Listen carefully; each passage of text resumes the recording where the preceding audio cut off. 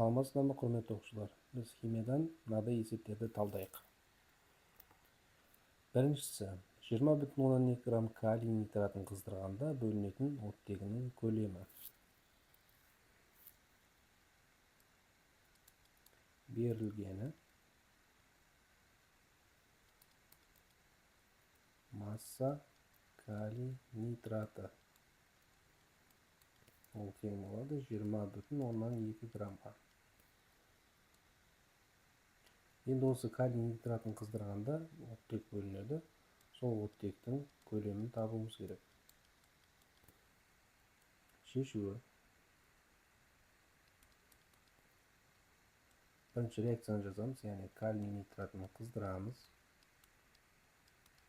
Бұл кезде бізде калий нитриті және оттек газ түзіледі. Реакцияны теңестіру үшін калий нитратының алдына 2 және калий нитритінің алдына 2 коэффициенттерін қоямыз. Бұл жердегі калий нитратының массасы 20,2 грамм, оттектің көлемін табу керек. Егер массамен берілсе, біз ол заттың молекулалық массасын есептейміз. Бұл жерде калий бізде 39-ға тең, азот 14, ал оттек 16, бірақ оттектің 3 атомы бар. Сондықтан 16-ны 3-ге көбейтеміз. Жалпы калий нитратының молекулалық массасы 101 грамм бөлінген моль болады, және алдындағы 2 коэффициентіне көбейтіліп 202 грамм бөлінген моль деп жазамыз. Ал оттектің көлемін табуымыз керек, яғни x литр. Литрмен берілсе, біз міндетті түрде қалыпты жағдайдағы тұрақ шаманы қолданамыз. Ол бізде 22,4 литр бөлінген мольге тең.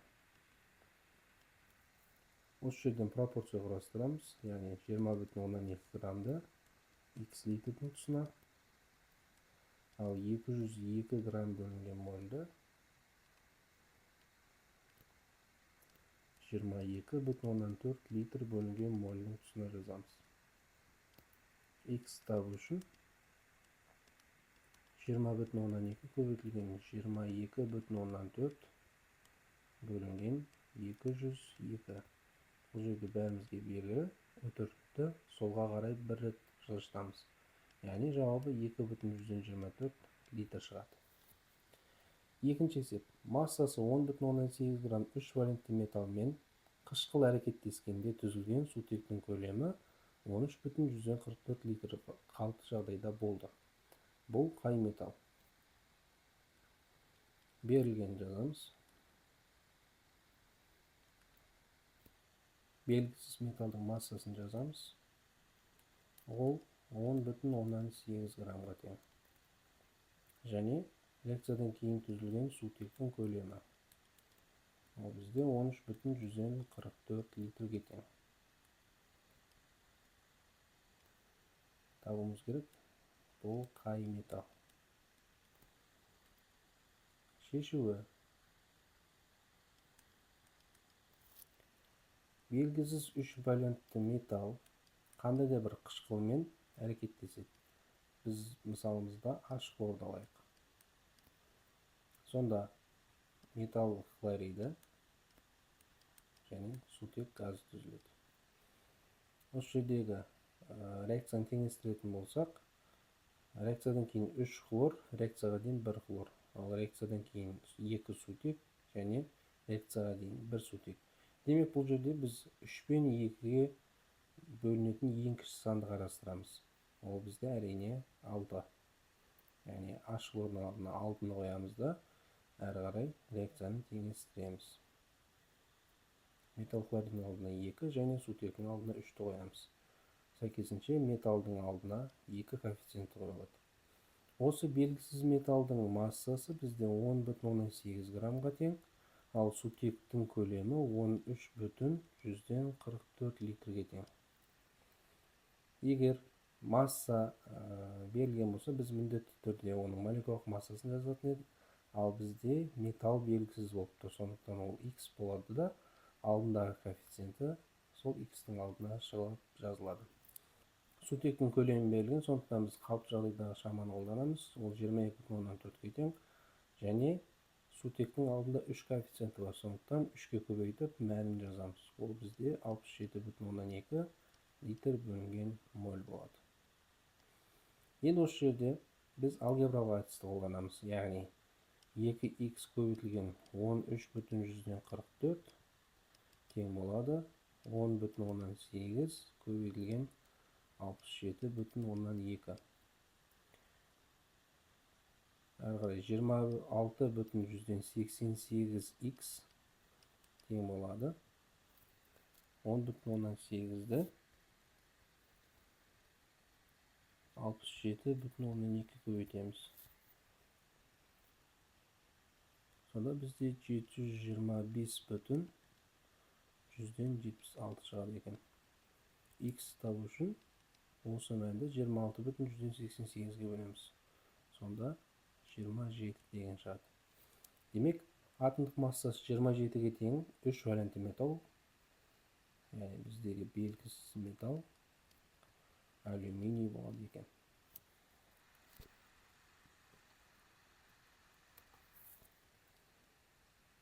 Келесі, массасы 53 грамм болатын пропин мен ацетилен қоспасының гидраттап, алынған қоспаға жаңа дайындалған мыс эквивалентті гидроксидін қосып қыздырды. Нәтижесінде массасы 216 грамм болатын қызыл түсті тұнба пайда болды. Бастапқы қоспадағы заттардың массалық үлесі. Есептің берілгенін жазайық.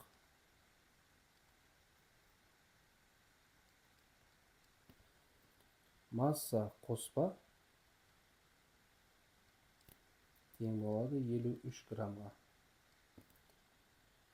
Масса қызыл түсті тұнба, бұл бізде мыс бірвалентті оксиді, тең болады 216 граммға.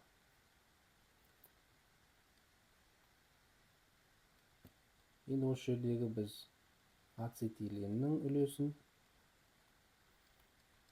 және пропиннің үлесін табуымыз керек.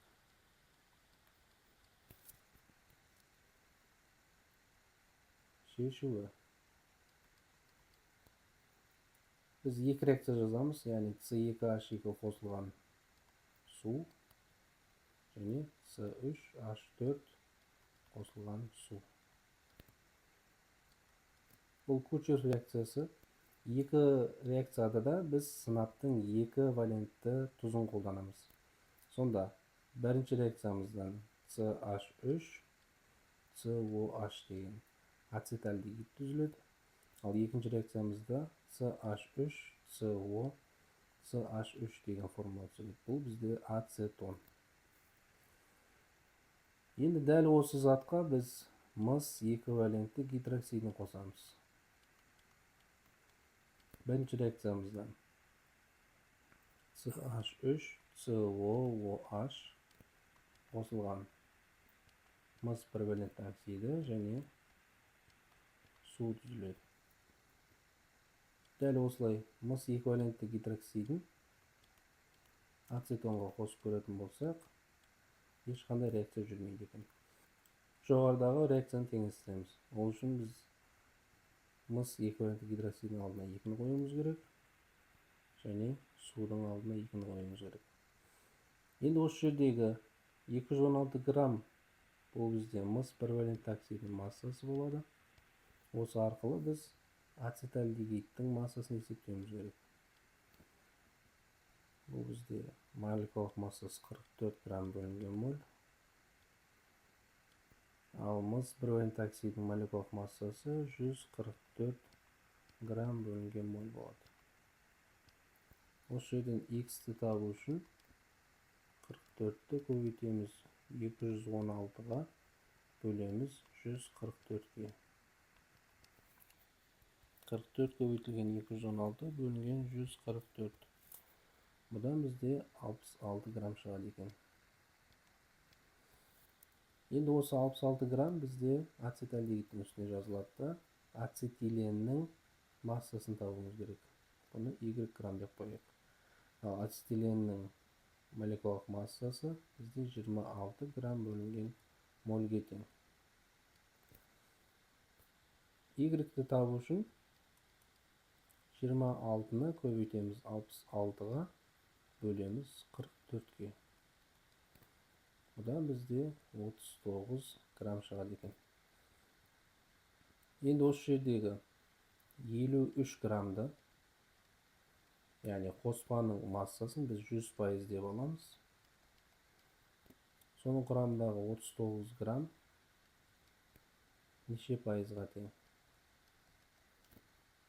Бұл жерде Z-ті табу үшін 39-ды көбейтеміз 100-ге, бөлеміз 53-ге. 39 көбейту 100 бөлінген 53. Шамамен 73,6% шығады екен. Бұл ацетиленнің үлесі.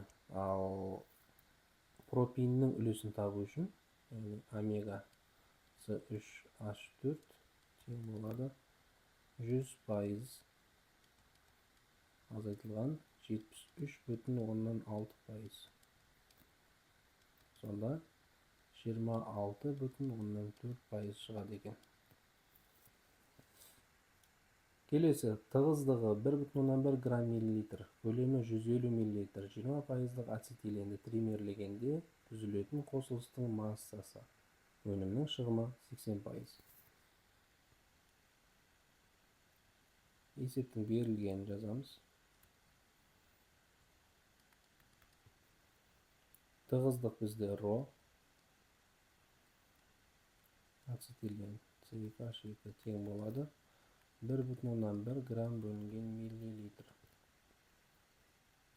Көлем ерітінді, жақшаның ішіне ацетиленнің ерітіндісі екенін білдіреміз. Бұл бізде 150 миллилитр екен. Және соның құрамындағы ацетиленнің үлесі 20%. Және реакциядан кейінгі түзілген өнімнің шығымы,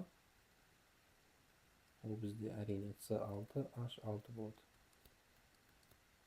80%-ға тең. Біз бұл жерде осы түзілген С6H6, яғни бензолдың массасын табуымыз керек. Масса С6H6 нешеге тең? Шешуі. Реакцияны жазамыз. С2H2 түзіледі С6H6. Тримерлеу дегеніміз осы ацетиленді өзара 3 рет қосу деген сөз. Енді осы жердегі ацетиленнің массасын табу үшін біз мына мәндерді қолданамыз. Масса ацетилен тең болады ро көбейтілген В көбейтілген омега бөлінген 100%. Яғни 1,1 көбейтілген 150 көбейтілген 20 бөлінген 100. Бұдан бізде 33 грамм шығады. Яғни ацетиленнің массасы 33 грамм. Ал бензолдың массасы белгісіз. Ацетиленнің молекулалық массасы 26-ға тең, алдындағы 3-ке көбейтіліп, бұл 78 грамм бөлінген моль болады. Ал бензолдың молекулалық массасы 78 грамм бөлінген мольге тең. Осы жерден X табу үшін біз 33-ті 78-ге көбейтіп 78-ге бөлеміз. Яғни соңында 33 грамм шығады. Енді осы бұл шыққан масса бізде мына формула қойылады. Яғни шығымды табу үшін біз практикалық массаны теориялық массаға бөліп 100%-ға көбейтетін едік. Осы жердегі практикалық масса бізге белгісіз. Сондықтан мәндерін орнына қояйық. Яғни 80% тең болады X бөлінген 33 көбейтілген 100%. Осы жерден X табу үшін 80-ді 33-ке көбейтіп 100-ге бөлеміз.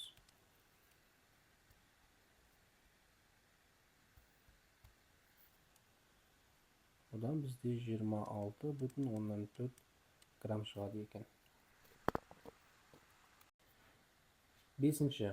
SO3-тің массалық үлесі 10% болатын олеум алу үшін 180 грамм суда неше грамм күкірт ангидридің еріту керек? берілген жазайық.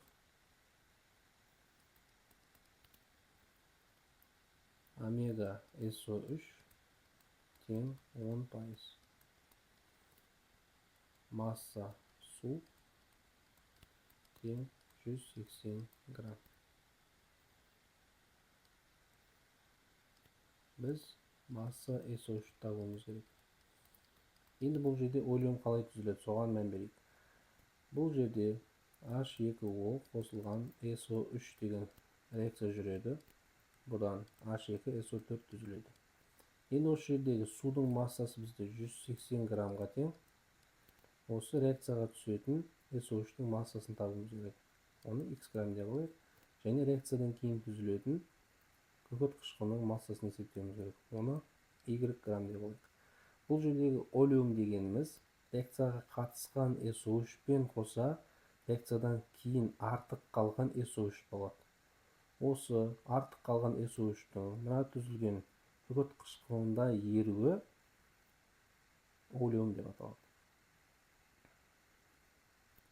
Енді осы жерде судың молекулалық массасын есептейтін болсақ, 18 болады. Ал SO3 бізде 80-ге тең, H2SO4 98-ге тең. Осы жерден X табу үшін біз 180-ді 80-ге көбейтіп 18-ге бөлетін едік. Бұдан бізде 800 грамм шығады. Ал Y табатын болсақ, дәл солай 180-ді 98-ге көбейтіп 18-ге бөлеміз. Бұдан бізде 980 грамм шығады.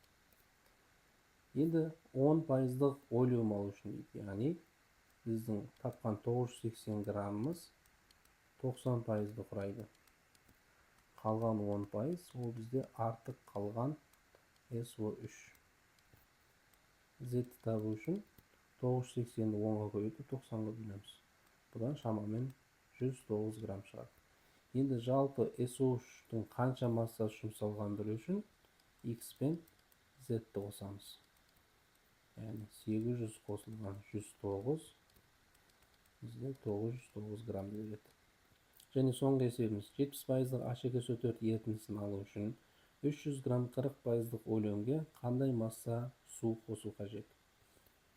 Және біздің соңғы есебіміз 70%-ық H2SO4 ерітіндісін алу үшін 300 грамм 40%-ық олеумге қандай масса су қосу қажет? Есептің берілгенін жазайық.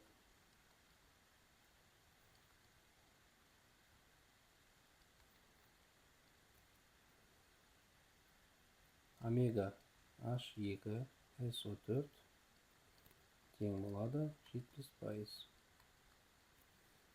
Масса олеум тең болады 300 грамм. Соның құрамындағы SO3-тің үлесі, яғни омега SO3 тең болады 40%.